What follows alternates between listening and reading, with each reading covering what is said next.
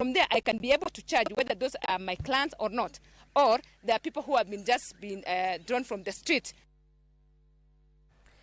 Nene mor kod ilo wath ma Mombasa kama jogo manie sekta mar somo kaachiel kod limbe ne oromo gi Meli kata ne oromo ne Meli mar adhai mideno ni Logos Hope moting'o buge misomo.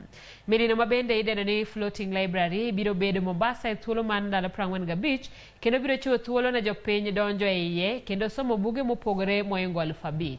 Meli no mane ogo Mombasa gi dhano 350 mawuok e pinje 70 bende igeno ni biro bero sekta mar limbe kaunti ma Mombasa ni mar oganda mawuok kuonde mopogore biro chopo mar dhi limbe.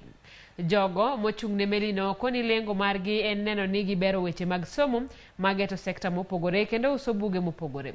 Chenro ichan sidhi ayanga kiny tich adek. Knowledge ni vitabu ambavyo wanauza. It's over 5,000 titles. You name it. Any book that you need to read, any book you need to refer from will be available on board.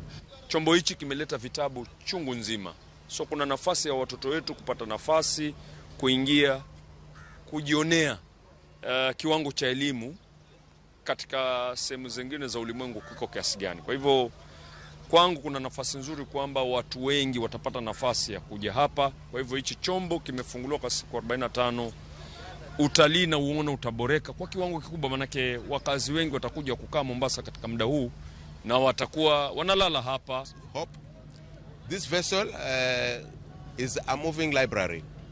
She's the biggest floating library in the world currently. And, we are happy that this season we have actually started our tourism season a bit earlier. Normally the season runs from September to March.